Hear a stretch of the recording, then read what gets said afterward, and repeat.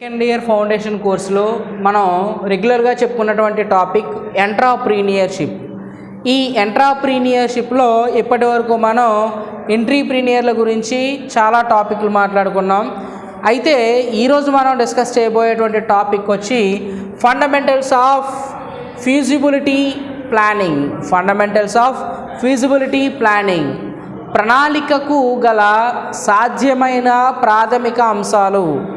అంటే ఒక ప్రణాళికని సాధ్యమైనంత రీతిగా దానిని చేయాలి అంటే అవసరమైనటువంటి ప్రాథమిక అంశాలు ఏంటి అనే దాని గురించి ఈరోజు మనం డిస్కస్ చేయబోతూ ఉన్నాం. అసలు సాధ్యమైనటువంటి ప్రణాళిక అంటే ఏంటి, అసలు ప్రణాళిక అంటే ఏంటి? ప్లానింగ్ అంటే మనం ఏదైనా ఒక పనిని చేయడానికి ముందు డిజైన్ చేసేటువంటి లేదా రూపకల్పన చేసే దానిని మనం ఏమని చెప్తామంటే ప్రణాళిక అంటాం. అంటే ప్రస్తుతంలో ఉండి తదుపరి నెక్స్ట్ లేకపోతే ఫ్యూచర్లో ఏం చేయాలో ఇప్పుడే ఇమాజినేషన్ చేయడాన్ని, ఊహించడాన్ని, లేదా రూపొందించడాన్ని, లేదా తయారు చేయడాన్ని, ప్రిపేర్ చేయడాన్ని మనం ఏమని చెప్తామంటే ప్లానింగ్ అని చెప్తాం. అంటే భవిష్యత్తు గురించి ప్రస్తుతంలోనే ఆలోచించడం, దానిని మనం ఏమని చెప్తామంటే ప్రణాళిక అని చెప్తాం. ఇక ఒక విజయం సాధించాలి అనుకునేటువంటి ఒక ఎంట్రీప్రీనియర్ కానీ, కొత్తగా ఒక వ్యాపారాన్ని ప్రారంభించాలి అనేటువంటి ఎంట్రీప్రీనియర్లు కానీ, వ్యవస్థాపకులు ఏం చేయాలి అని అంటే ఆచరణ సాధ్యమైనటువంటి ప్రణాళికల్ని రూపొందించుకోవాలి. అంటే వాళ్ళ యొక్క ప్రణాళిక ఎలా ఉండాలి అని అంటే వాళ్ళు చేస్తున్నటువంటి వ్యాపారంలో ఆచరించడానికి, అలానే అవి ఆచరించడానికి సాధ్యమయ్యే రీతిగా ప్రణాళికలు అనేవి సిద్ధం చేసుకోవాలి. సాధ్యమైన తరహా ప్రణాళిక అనున్నది మిళితమైనటువంటి వివరణాత్మకమైన వ్యాపార ప్రణాళిక. సాధారణంగా ప్రణాళిక అనేది భవిష్యత్తులో ఏం చెయ్యాలి అనే దానికి వివరణాత్మకమైనటువంటి ఒక అంశమే ప్రణాళిక అని చెప్పొచ్చు. ఇది వ్యాపార ప్రణాళికలోని అన్ని అంశాల గూర్చి తెలుపుతుంది. ప్రణాళిక అనేది వ్యాపారంలో అన్ని అంశాల గురించి తెలియపరిచేదానిని మనం ప్రణాళిక అంటాం. మరి సాధ్యమైన ప్రాథమిక అంశాలు ఎలా ఉంటాయని అంటే వ్యాపారాన్ని ప్రారంభించడానికి అవసరమైనటువంటి ప్రణాళికలో ఇది అన్ని అంశాల గురించి తెలుపుతుంది. పెట్టుబడిదారులకు కావలసిన సమాచారాన్ని మరియు ఈక్విటీ వాటాలు, అప్పులు, దాని గురించిన వివరణ వంటి ఆర్థిక కార్యకలాపాలన్నింటిని గూర్చి తెలుపుతుంది. ప్రణాళిక సాధ్యమైన రీతిగా ఉండాలి అని అంటే ప్రణాళికలో వివరణ చేసినటువంటి పొందుపరిచినటువంటి అంశాలన్నింటిని గూర్చి ఈ ఫీజిబిలిటీ ప్లానింగ్ అనేది తెలుపుతుంది. అంతేకాకుండా ప్లానింగ్ అనేది ఏం చేస్తుంది అని అంటే ఆర్థిక కార్యకలాపాలని, అలానే పెట్టుబడిదారులకు కావాల్సినటువంటి సమాచారాన్ని, ఈక్విటీ వాటాదారులకు కావాల్సిన సమాచారాన్ని, అప్పులు, దాని గురించిన వివరణ, ఇలాంటి అంశాలన్నింటినీ తెలియజేస్తుంది. ఇది నిర్వహణ పూర్తి తీరుతెన్నులను తెలుపుతూ సరైన సమయంలో ఒక మంచి నిర్ణయాన్ని తీసుకోవడంలో వ్యవస్థాపకునికి ఎంతగానో ఉపకరిస్తుంది. ఈ ఫీజిబిలిటీ ప్లానింగ్ అనేది ఏం చేస్తుందంటే కంపెనీని నిర్వహణ చేసే వారి విషయంలో ఎంతగానో ఉపయోగపడుతూ సరైన సమయంలో అవసరమైన రీతిలో దానికి తగ్గట్లుగా చక్కటి ప్రణాళికల్ని ఎంపిక చేసుకోవడానికి ఈ ఫీజిబిలిటీ ప్లానింగ్ అనేది ఉపయోగపడుతుంది. ఈ ఫీజిబిలిటీ ప్లానింగ్లో ఉన్నటువంటి అంశాలు, కంటెంట్స్, మొదటిగా ఏంటంటే ఎగ్జిక్యూటివ్ సమరీ. అంటే ఒక వ్యవస్థాపకుడు ఆచరణ సాధ్యమైన అంటే ఫీజిబిలిటీ ప్లానింగ్ని డిజైన్ చేయాలి అని అంటే మొదటిగా ఆ ఎంట్రీప్రీనియర్ అనేవాడు కొన్ని అంశాలని ఫాలో అవ్వాలి. అందులో మొదటిగా ఏంటి అంటే ఎగ్జిక్యూటివ్ సమరీ, నిర్వహణాధికార సారాంశం. ఇందులో మొట్టమొదట ప్రాథమిక అంశం నిర్వహణాధికార సారాంశం. సంస్థ యొక్క ఆసక్తి మరియు వినియోగదారులను ఆకర్షించడానికి గల సంక్షిప్త సమాచారాన్ని తెలుపుతుంది. ఈ నిర్వహణాధికార సారాంశం అనేది ఫీజిబిలిటీ ప్లానింగ్లో ఫస్ట్ కంటెంట్ అయితే, ఫస్ట్ పాయింట్ అయితే ఇది ఏం చేస్తుందంటే వినియోగదారులని ఆకర్షించడానికి గల సంక్షిప్త సమాచారాన్ని ఈ ఫీజిబిలిటీ ప్లానింగ్ అనేది తెలియపరుస్తుంది. వ్యాపార ప్రధాన ఉద్దేశ్యం, వస్తువు లేదా సేవ, మార్కెట్ లక్షణాలు, వ్యవస్థాపకులు మరియు ఆర్థిక వ్యవహారాలు కూడా నిర్వర్తిస్తుంది. ఈ ఎగ్జిక్యూటివ్ సమరీ అనేది ఏం చేస్తుందనంటే ఫీజిబిలిటీ ప్లానింగ్లో ఒక భాగమైనటువంటి ఎగ్జిక్యూటివ్ సమరీ వ్యవస్థాపకుడు ఏ విధమైనటువంటి పెట్టుబడులు పెడుతున్నాడు, ఏ విధమైనటువంటి వస్తువులను లేదా సేవల్ని అందిస్తున్నాడు అనే అంశాలతో పాటు వ్యాపారం యొక్క సమాచారాన్ని ఆకర్షించే విధంగా ఉంచేదానిని మనం ఫీజిబిలిటీ ప్లానింగ్ అని చెప్తాం. రెండవది బిజినెస్ డిస్క్రిప్షన్. బిజినెస్ డిస్క్రిప్షన్ అంటే వ్యాపార వివరణ. ఒక ఎంట్రీప్రీనియరు నిర్మాణం చేసుకునేటువంటి ప్లానింగ్ అనేది ఆచరణ సాధ్యమైన ప్రణాళికగా ఉండాలని చెప్తున్నాం. అందులో బిజినెస్ డిస్క్రిప్షన్లో వ్యాపార వివరణ అంటే ప్రణాళిక అనేది వ్యాపారం యొక్క పూర్తి సమాచారాన్ని వివరిస్తుంది. ప్రణాళిక అనేది ఏం చేస్తుందనంటే మనం చేసేటువంటి ఒక పనిని పూర్తిగా వివరణ చేయడం జరుగుతూ ఉంటుంది. అలానే ఇక్కడ వ్యాపారంలో ఎంట్రీప్రీనియర్ చేసేటువంటి పనిని ఈ ఫీజిబిలిటీ ప్లానింగ్ అనేది సరైనటువంటి వివరణని ఇస్తుంది. దానిలో మొదటి అంశం వ్యాపార వివరణ. కొన్ని రంగాలలో దీని ఆవశ్యకత ఎంత మాత్రమూ లేదు. అంటే వ్యాపారం ఏ విధంగా ఉంటుందనే వివరణ కొన్ని వ్యాపార సంస్థల్లో ఉండదు. కొన్ని సందర్భాలలో వ్యవస్థాపకులు తమ వస్తు సేవల కన్నా ముందుగానే వ్యాపార వివరణ ఇవ్వాల్సి ఉంటుంది.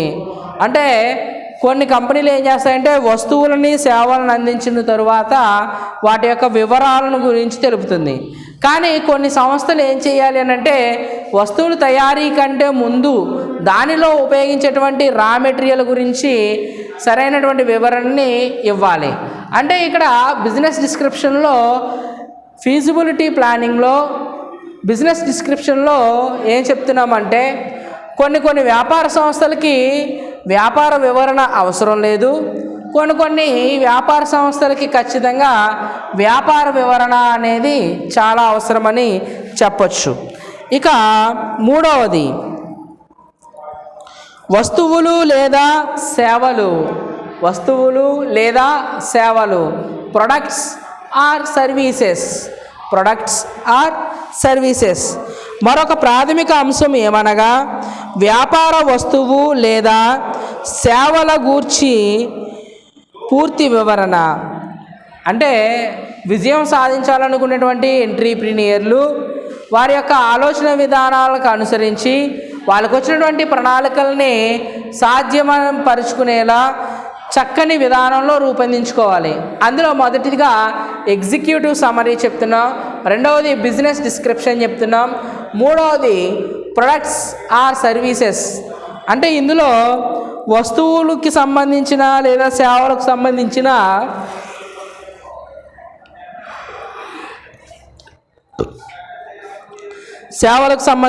విషయాలు ఇందులో ఉంటాయి.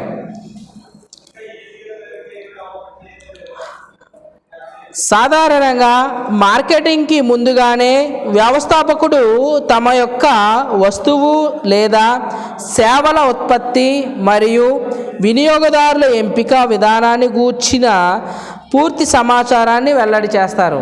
అంటే ప్రస్తుత రోజుల్లో చాలామంది ఎంట్రీప్రీనియర్లు ఏం చేస్తూ ఉన్నారనంటే వస్తువుని తయారు చేయడానికి ముందే వస్తువు యొక్క స్వభావాన్ని, వస్తువు యొక్క రూపాన్ని, వస్తువు యొక్క గుణగణాలని, లక్షణాలని, వాటి యొక్క ప్రయోజనాలని ముందుగానే తెలియపరచడం జరుగుతుంది. ఇలా ఎవరికి తెలియపరుస్తారనంటే వ్యవస్థాపకుడు ఎంపిక చేసుకున్నటువంటి వినియోగదారులకి తెలియపరచడం జరుగుతుంది. దానిలో వస్తు ఉత్పత్తి, ఉద్దేశ్యము, లక్షణాలు మరియు దాని ఉపయోగం వంటి అన్ని అంశాలను దానిలో పొందుపరచవలసి ఉంటుంది. అంటే ఈ ఫీజిబిలిటీ ప్లానింగ్లో వస్తువులు లేదా సేవలు, ఉత్పత్తి లేదా సేవలు అనే దానిలో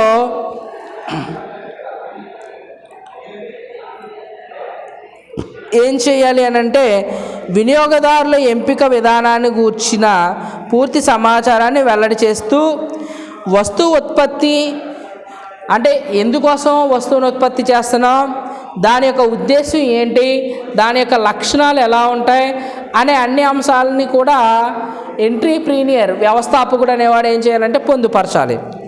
అంతేగాక వస్తువు యొక్క సాంకేతిక సమాచారం, ఉత్పత్తిదారుల మరియు ఆచరణ పద్ధతులు అన్నీ కూడా పొందుపరిచి ఉంటాయి. అంటే ఈ ఫీజిబిలిటీ ప్లానింగ్లో వస్తువులు లేదా సేవలు అనే భాగంలో వస్తువు యొక్క సాంకేతిక సమాచారం, ఉత్పత్తిదారులు మరియు ఆచరణ పద్ధతులు అన్నీ కూడా పొందుపరచుంటాయి. అంటే ఫర్ ఎగ్జాంపుల్గా ఒక వస్తువును తయారు చేయడానికి అవసరమైనటువంటి ముడి పదార్థాలు కానీ, ఫ్లేవర్స్ కానీ, వాటి యొక్క కంటెంటు, వాటి వలన వచ్చేటువంటి అడ్వాంటేజెస్ ఇవన్నింటినీ కూడా ముందుగానే ఈ సేవలు లేదా వస్తువులు అనేటువంటి పద్ధతి ద్వారా ముందుగానే నిర్ణయించుకోవాలి. తర్వాత marketing research and analysis, market పరిశోధన మరియు విశ్లేషణ. దీని గురించి మనం చూసినట్లయితే ఎంచుకున్న మార్కెట్ గురించిన పూర్తి సమాచారం పొందుట కొరకు మార్కెట్ పరిశోధన మరియు విశ్లేషణ ఎంతో అవసరం. ఎంపిక చేసుకున్న లేదా ఎంచుకున్న మార్కెట్ గురించి పూర్తి సమాచారం పొందుట కొరకు మార్కెట్ పరిశోధన మరియు విశ్లేషణ ఎంతో అవసరం. అంటే ప్రస్తుతం మనం ఏదైనా ఒక కొత్త వస్తువుని తయారు చేయాలి, ఏదైనా కొత్త వస్తువుని లేదా కొత్త సంస్థను మనం తయారు చేయడం లేదా ప్రారంభించడం చేయటం వలన దాని ద్వారా వచ్చేటువంటి ప్రయోజనాల గురించి ముందుగానే ఆ తరహా మార్కెట్లో పరిశోధనలు లేదా విశ్లేషణలు చేయాలి అని చెప్తున్నాం. తర్వాత మార్కెట్ ప్లాన్, మార్కెట్ ప్రణాళిక. అంటే మార్కెట్ పరిశోధన చేసిన తరువాత అలానే విశ్లేషణ చేసిన తర్వాత మార్కెట్కి సంబంధించినటువంటి ఒక ప్రణాళికని సాధ్యమైన ప్రాథమిక అంశాలలో చేర్చాలి. మార్కెట్ పరిశోధన లేదా ప్రణాళిక. మార్కెట్ ప్రణాళిక అనేది వ్యవస్థాపకుడు తీసుకునే ఎత్తుకు పై ఎత్తు లాంటి అంశాలను విశదీకరిస్తుంది. మార్కెట్ ప్రణాళిక అనేది వ్యవస్థాపకుడు తీసుకునే ఎత్తుకు పై ఎత్తు లాంటి అంశాలను విశదీకరిస్తుంది. ఇది పూర్తిగా మార్కెట్ పరిశోధన మరియు విశ్లేషణ ద్వారా వచ్చిన సమాచారంపై ఆధారపడి ఉంటుంది. ఇలాంటి ఎత్తుకు పై ఎత్తులు వేసేటువంటి సమాచారాలు కానీ అంశాలు కానీ ఏదైనా సరే పూర్తి పరిశోధన మరియు విశ్లేషణ వచ్చిన తరువాత సమాచారంపై ఆధారపడి ఉంటుందని చెప్పచ్చు. అంతేగాక దీని దృష్టి అంతా కూడా మార్కెట్ ధరలు, మార్కెటింగ్ వ్యవహారాలు, వస్తు పురోభివృద్ధి, వ్యాపార ప్రకటన మార్గాలు, సేవలు మరియు వారంటీ షరతులు వంటి అంశాల మీద కేంద్రీకృతమై ఉంటుంది. మార్కెట్ ప్రణాళికలో ఒక వస్తువుని వినియోగదారుడికి అమ్మినప్పుడు ఆ వస్తువు యొక్క గుణగణాలతో పాటు ఆ వస్తువుకు సంబంధించి ప్రకటన మార్గాలు, సేవలు మరియు వారంటీ షరతులు వంటి సూచనలు కేంద్రీకృతమై ఉంటాయి. అంటే ఈ ఫీజిబిలిటీ ప్లానింగ్లో ఎంట్రీప్రీనియర్ తయారు చేసినటువంటి విధానాల్లో మార్కెట్ ప్లాన్ అనే దాంట్లో ఎంట్రీప్రీనియరు భవిష్యత్తులో ఎదుర్కోబోయేటువంటి సమస్యల గురించి, వాటి వలన వచ్చేటువంటి నష్టాల గురించి, అలాగనే ఆ వారంటీ షరతులు ఇవన్నింటినీ కూడా ఈ ఫీజిబిలిటీ ప్లానింగ్లో ఉంచుకోవడం జరుగుతూ ఉంటుంది. ఉత్పత్తి ప్రణాళిక, తర్వాత manufacturing or operation plan. Manufacturing are operation plan అంటే చాలా రకాలైన వ్యాపారాలు తమదైన ప్రత్యేక ఉత్పత్తి పద్ధతులు మరియు పనులు కలిగి ఉంటాయి. అంతేగాక వాటికి కావలసిన ముడి పదార్థాలు కూడా ప్రత్యేక తరహాలో భద్రపరచవలసి ఉంటుంది. అంటే ఇక్కడ చాలా రకాల వ్యాపారులు ఏం చేస్తారంటే తమదైన ప్రత్యేక ఉత్పత్తి పద్ధతులను మరియు పనులను కలిగి ఉంటారు. అంటే వాళ్ళకి ఏదైతే అవసరమో అలాంటి వస్తువులని వాళ్ళే కలిగి ఉండడం, ఉత్పత్తి చేసుకోవడం చేయడం జరుగుతూ ఉంటుంది. అంతేగాక వాటికి కావాల్సిన ముడి పదార్థాలు కూడా ప్రత్యేక తరహాలో భద్రపరచవలసి ఉంటుంది. ఈ ప్రణాళిక అంశంలో సదుపాయాలు, సరుకు నిర్వహణ, మానవ వనరుల అవసరము. ఈ పద్ధతిలో ఉత్పత్తి ప్రణాళికలో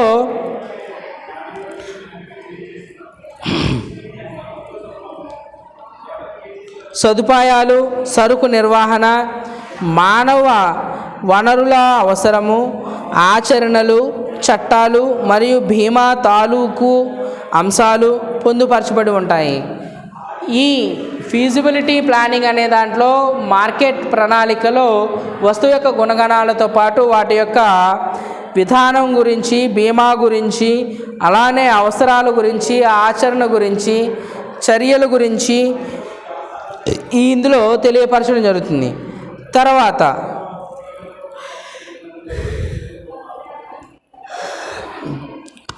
వ్యవస్థాపకుల బృందం ఎంట్రీప్రీనియరల్ టీమ్. మరో ముఖ్యమైన అంశం ఏమనగా వ్యవస్థాపకుల బృందం ఎంపిక.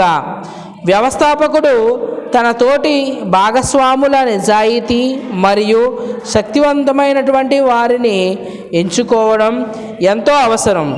ప్రతి ఒక్కరి యొక్క నిర్వహణ హక్కులు మరియు బాధ్యతలు ముందుగా నిర్దేశించబడి వారి పాత్ర అందరికీ తేలికగా అవగతమయ్యేలా ఉంటుంది. ఇక్కడ వ్యవస్థాపకుల బృందంలో చూసినట్లయితే వ్యవస్థాపకుల బృందం ఎంపిక వ్యవస్థాపకుడు తమ తోటి భాగస్వాముల నిజాయితీ మరియు శక్తివంతమైనటువంటి వారిని ఎంచుకోవడంతో అవసరమవుతుంది. ఇక్కడ ఈ ఫీజిబిలిటీ ప్లానింగ్లో ఎంట్రీప్రీనియరే తనకు కావాల్సినటువంటి ఒక టీంని, బృందాన్ని ఎంపిక చేసుకోవడం జరుగుతుంది.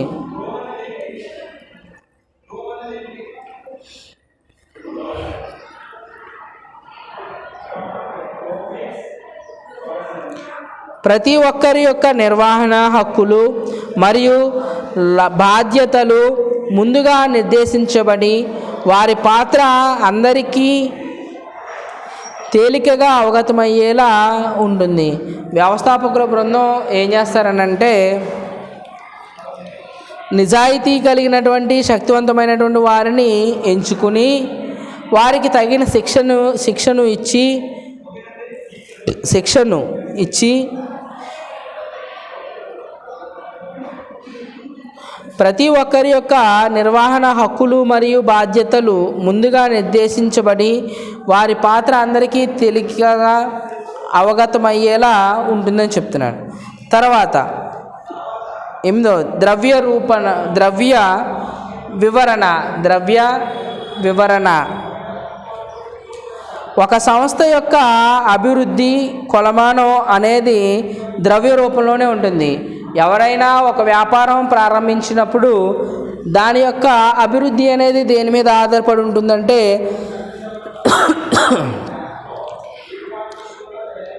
దాని యొక్క అభివృద్ధి మీద ఆధారపడి ఉంటుంది. ఒక సంస్థ యొక్క అభివృద్ధి కొలమానం అనేది ద్రవ్య రూపంలో ఉంటుంది. ఒక సంస్థ యొక్క అభివృద్ధి కొలమానం అనేది ద్రవ్య రూపంలో ఉంటుంది. కనుక ఆర్థిక సంబంధమైన కార్యకలాపాలన్నింటినీ చిట్టాపొద్దులు మరియు లాభ నష్టాల పట్టిక, ఆస్తి అప్పుల పట్టిక ద్వారా వారి ఆర్థిక స్థితిని తెలుసుకోవచ్చు. ఒక కంపెనీ యొక్క ద్రవ్యరూప వివరణ అనేది ఎలా తెలుసుకోవచ్చు అని అంటే ఆ కంపెనీ యొక్క ఆస్తి అప్పుల పట్టి, లాభ నష్టాల ఖాతా, అలానే చిట్టాపొద్దులు ఇలాంటి విషయాల్ని ఆధారంగా చేసుకుని కంపెనీ యొక్క ఆస్తుల్ని లేదా ఎంట్రీప్రీనియర్ యొక్క ద్రవ్యం యొక్క విధానాన్ని వివరణని తెలుసుకోవచ్చు. దీని మీద ఆధారపడి భవిష్యత్ ప్రణాళిక, వ్యాపార పోకడలు అమలు జరపబడతాయి. అంటే ఒక ఆర్థిక సంవత్సరంలో ఎంట్రీప్రీనియర్కి వచ్చినటువంటి ద్రవ్యం ఆధారంగా, అలానే పెట్టుబడుల ఆధారంగా ఆ కంపెనీ యొక్క ఫర్దర్ స్టెప్ అనేది బేస్ అయి ఉంటుంది. అంతేగాక ఎందులో పెట్టుబడి పెట్టాలో మరియు ద్రవ్యాన్ని ఎలా సమకూర్చుకోవాలో కూడా తెలుస్తుంది.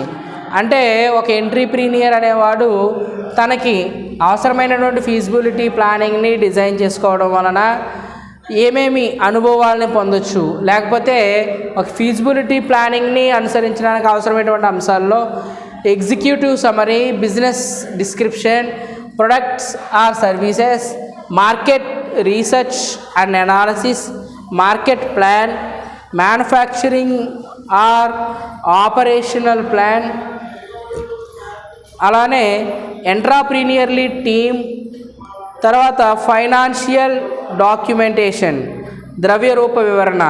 ఈ ద్రవ్యరూప వివరణ గురించి మరొకసారి మనం చూసినట్లయితే ఆ కంపెనీ లేదా వ్యవస్థాపకుడు ప్రారంభించేటువంటి వ్యవస్థ యొక్క ద్రవ్యరూప వివరణ అనేది అంతా కూడా ఆ సంస్థ చేసినటువంటి వ్యయాలపై మీద కానీ, భవిష్యత్ ప్రణాళికల మీద కానీ, ఆస్తి అప్పులు బట్టి లాభ నష్టాల పంపిణీ సంబంధించినటువంటి ఖాతాల ద్వారా తెలుసుకోవచ్చు అని చెప్తున్నాడు. అంటే కంపెనీ యొక్క లాభం లేదా నష్టము అనేది కంపెనీలో అకౌంటెంట్లు తయారు చేసినటువంటి నివేదికలు, లాభ నష్టాల ఖాతా, ఆస్తప్పుల పట్టీల ఆధారంగా ఆ కంపెనీ యొక్క ఫైనాన్షియల్ డాక్యుమెంటేషన్ అనే దాన్ని మనం తెలుసుకోవచ్చు. ఫీజిబిలిటీ ప్లానింగ్ని అమలు చేయాలి అని అంటే ఒక ఎంట్రీప్రీనియర్ సాధ్యమైనంత రీతిలో ప్రణాళిక గల ప్రాథమిక అంశాలు అనేవి ఈ రకంగా ఉంటాయి. Executive summary, business description, product or services, market research and analysis, market plan, manufacturing or operational plan, entrepreneurial team, financial documentation.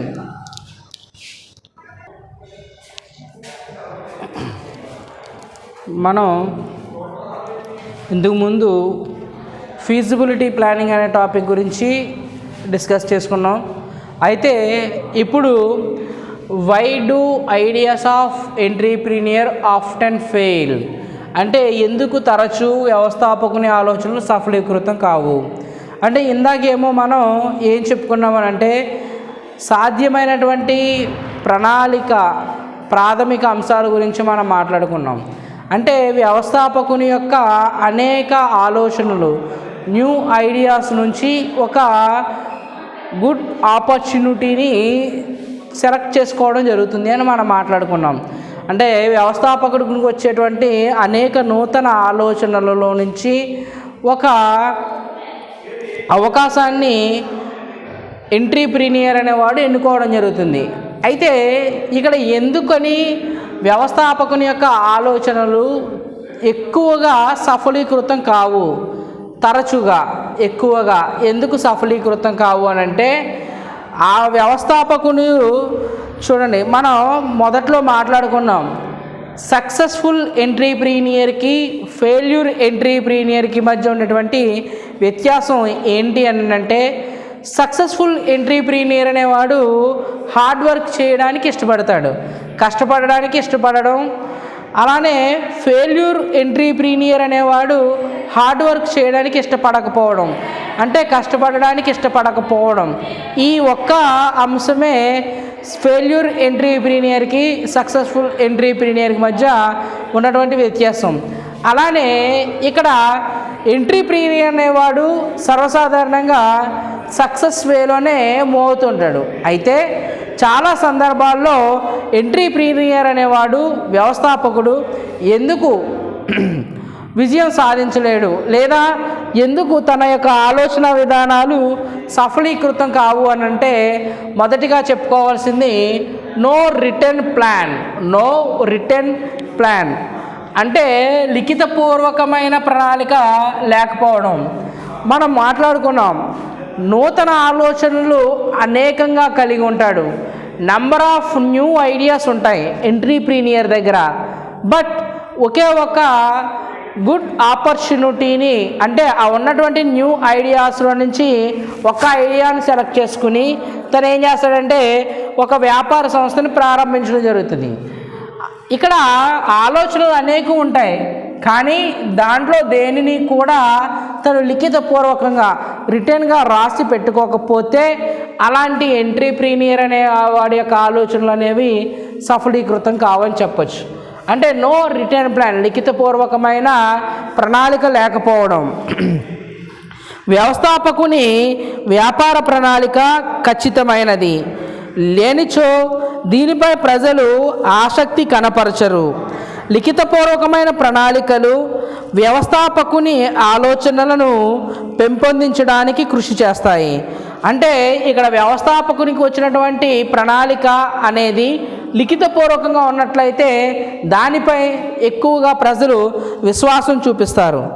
అందుచే వీటిని తప్పనిసరిగా ఏర్పాటు చేసుకోవాలి. అంటే ఎంట్రీప్రీనియర్ ఆలోచనలు సఫలీకృతం కావాలి అంటే ఏం చేయాలి? ఎంట్రీప్రీనియర్కి వచ్చినటువంటి ఆలోచనలన్నింటినీ కూడా లిఖితపూర్వకంగా రాసుకోవాలి. రెండవది నో రిక్వెస్ట్ రెవెన్యూ అంటే ఆదాయం లక్ష్యం లేకపోవడం. ఆదాయం ఇంత సంపాదించాలి అనేటువంటి లక్ష్యం లేకపోవడం కూడా ఎంట్రీప్రీనియర్ యొక్క లేదా వ్యవస్థాపకుని యొక్క ఆలోచనలు సఫలీకృతం కాకపోవడానికి మరొక కారణం. చాలా చిన్న వ్యాపారాలు ఆదాయ మార్గాలను అన్వేషించుకోకుండానే ప్రారంభించబడతాయి.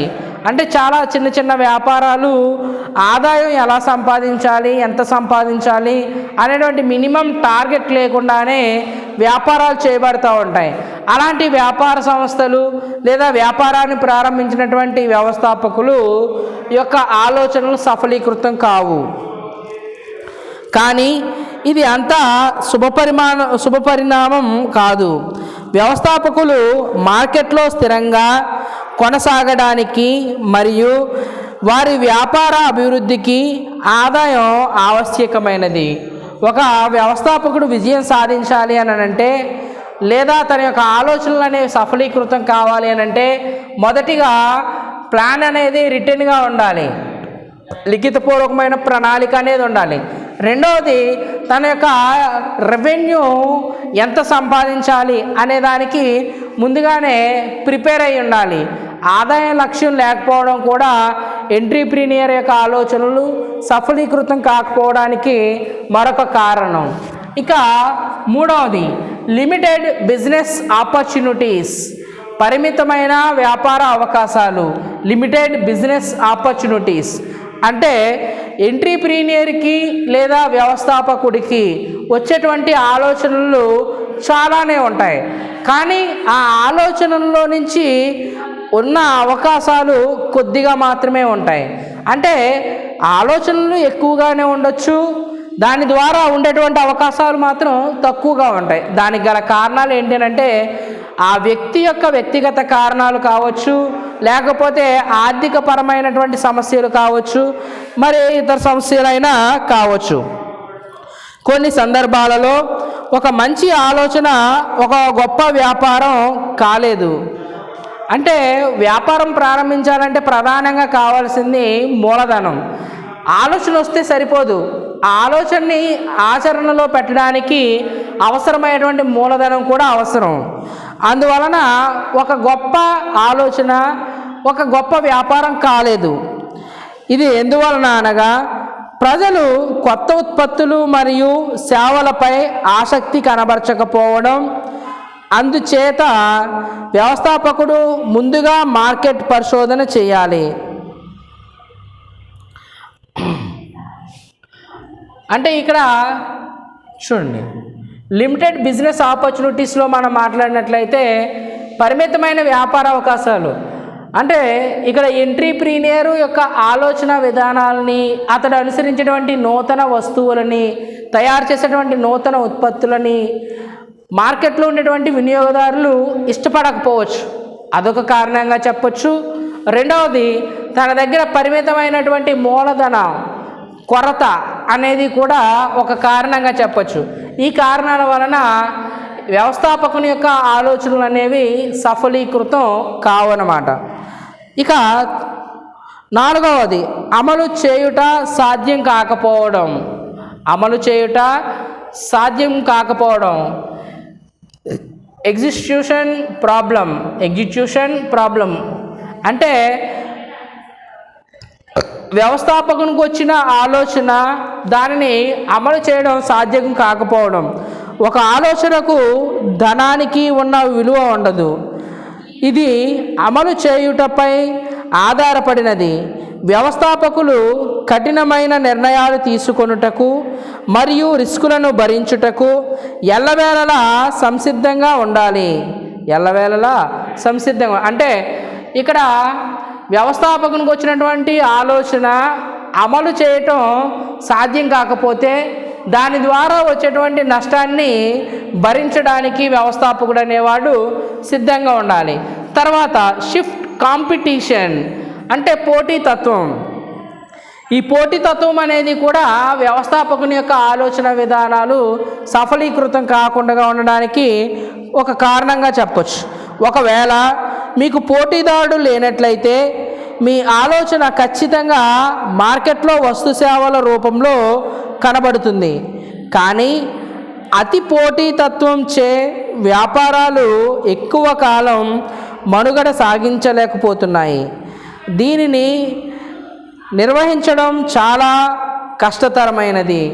అంటే మనమే ఏదైనా ఒక వ్యాపారాన్ని ప్రారంభించినట్లయితే ఆ ప్రారంభించినటువంటి వ్యాపారానికి మరెవ్వరూ పోటీ లేకపోతే మనం అనేక నూతన వస్తువులను ఉత్పత్తి చేయగలం.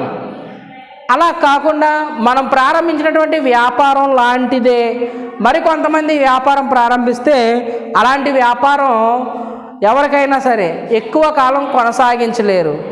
దాని ద్వారా వచ్చేటువంటి అతి పోటీతత్వం, అంటే ఎక్కువ పోటీతత్వం వలన వ్యాపార మనుగడ అనేది సాధ్యం కాదు. తర్వాత నో ఇంటలెక్చువల్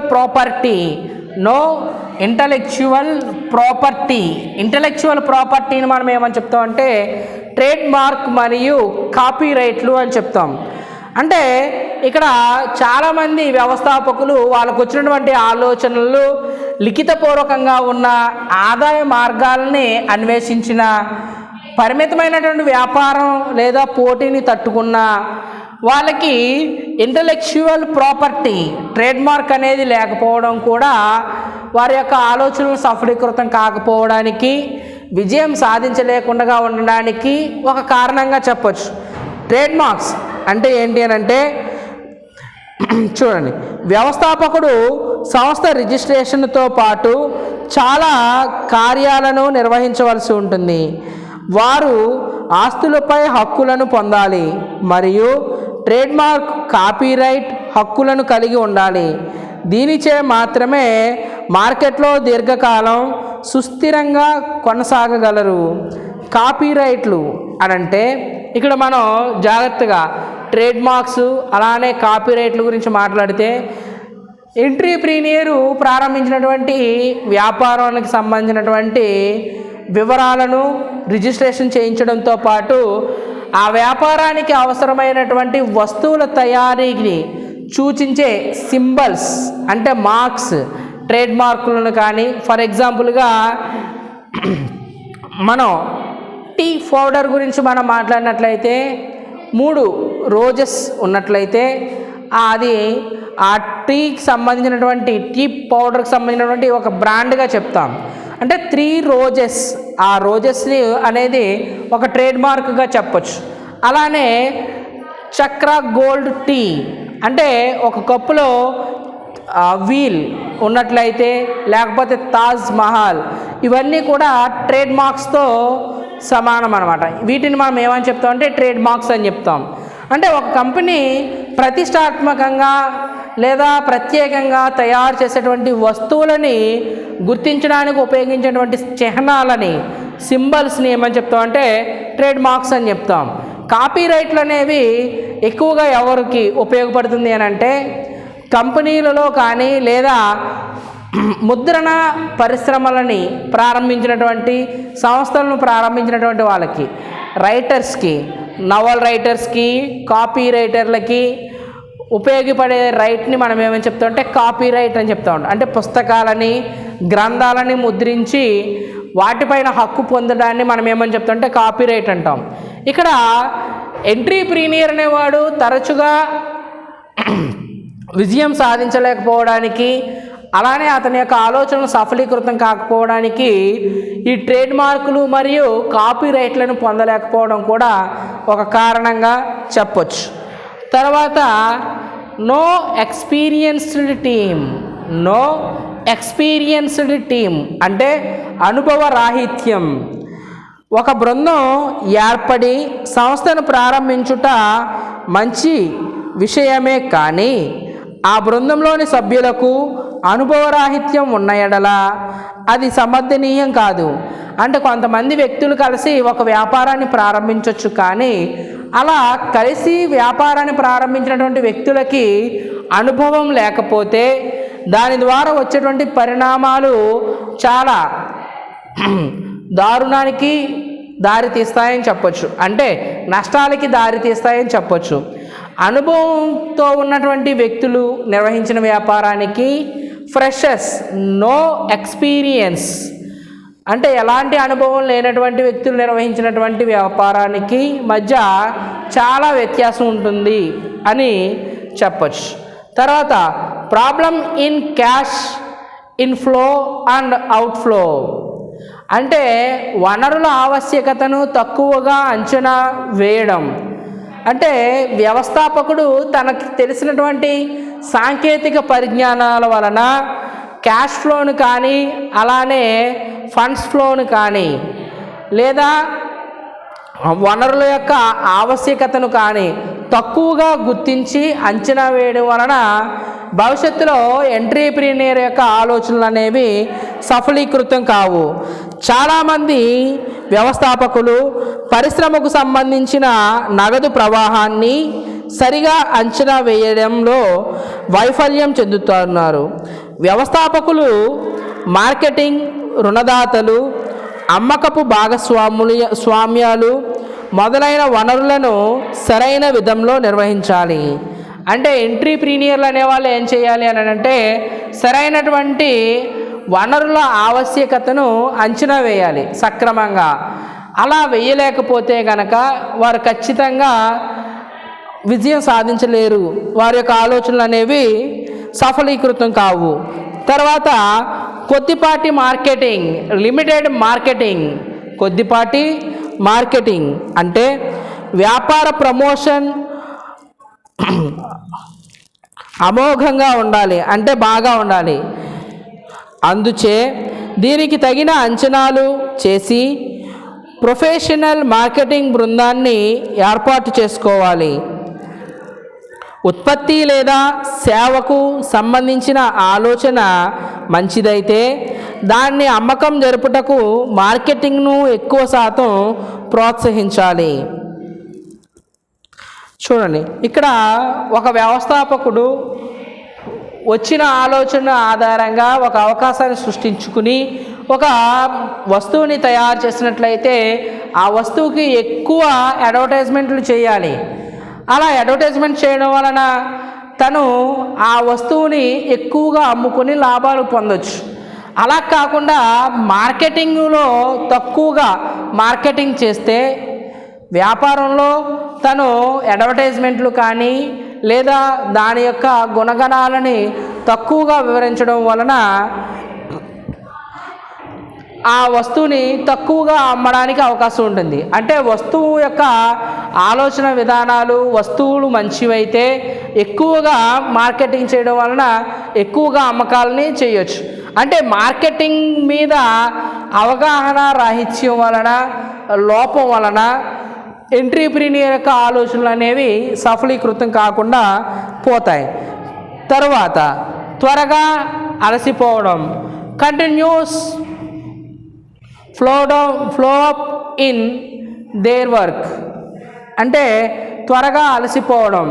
ఎంట్రీప్రీనియర్లు చాలామంది వ్యవస్థాపకులు ప్రారంభ దశలో ఉన్నంత వేగంగా తరువాత దశలో ఉండరు.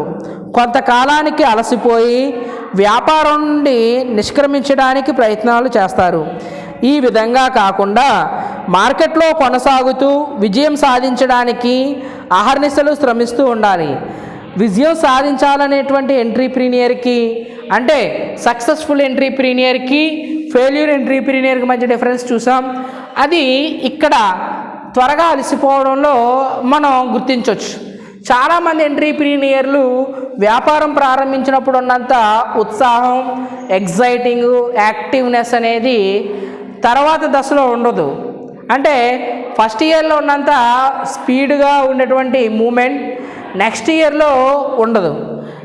దాని వలన వ్యవస్థాపకుడు ప్రారంభించినటువంటి వ్యాపారం త్వరగా ముగిసిపోవడానికి అవకాశం ఉంటుంది. అంటే ఒక వ్యవస్థాపకుని యొక్క ఆలోచన విధానాలు సఫలీకృతం కావాలి అని అంటే ఈ విషయాలన్నింటినీ కూడా, లేదా ఇక్కడ మనం చెప్పుకున్నటువంటి ఓ మాదిరి లోపాలని, డిఫెక్ట్స్ అన్నింటినీ కూడా అధిగమించినట్లయితే ఖచ్చితంగా ఎంట్రీప్రీనియర్ యొక్క ఆలోచనలు సఫలీకృతం అయ్యి తను సక్సెస్ సాధించడానికి ఒక ఛాన్స్ ఉందన్నమాట.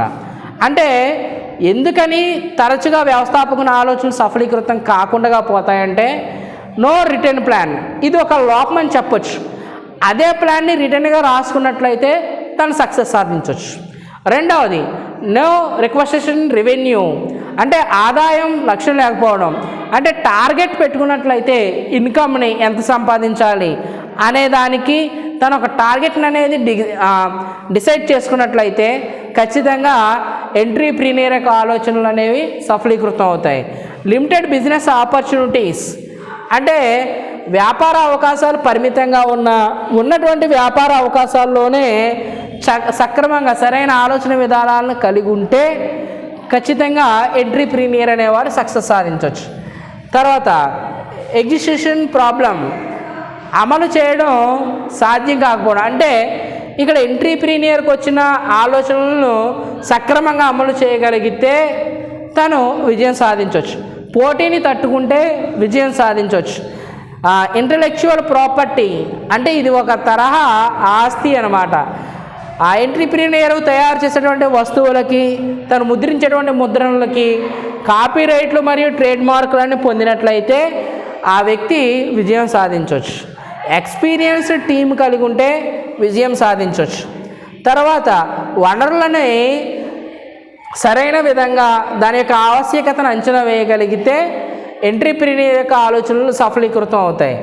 తర్వాత మార్కెట్ కొద్దిపాటిదే అయినా దానిలో ఉన్న లోపాలను అధిగమించి తన యొక్క వస్తువులను లేదా ఉత్పత్తులను ఎక్కువగా అమ్మకాలు చేయగలిగితే ఎంట్రీప్రీనియర్ యొక్క ఆలోచన విధానాలు సఫలీకృతం అవుతాయి. ఎంట్రీప్రీనియర్కు ఉండాల్సినటువంటి మొదటి అలానే ముఖ్యమైన లక్షణం ఏంటంటే త్వరగా అలసిపోకుండా ఉండడం. అంటే ఎప్పుడు కూడా న్యూగా ఇన్నోవేషన్తోనూ తర్వాత న్యూ ఐడియాస్తోనూ తను ముందుకు వస్తూ ఉండాలి. ఈ విధంగా అలసిపోకుండా ఉన్నప్పుడు కొత్త ఆలోచనలు వచ్చి ఆ ఆలోచనల ద్వారా వ్యవస్థాపకుడు అనేవాడు విజయం సాధించవచ్చు. ఇలా మనం వ్యవస్థాపకుని యొక్క సాధ్యమైన ప్రణాళిక, సాధ్యమైనటువంటి ప్రాథమిక అంశాలని, అలానే ఎందుకని వ్యవస్థాపకుడు తరచుగా ఆలోచనలు సఫలీకృతం కావు అనే అంశాన్ని, ఈ రెండు టాపిక్లని మనం డిస్కస్ చేయడం జరిగింది. రేపు నెక్స్ట్ క్లాస్లో మరొక న్యూ టాపిక్ని డిస్కస్ చేద్దాం. Thank you.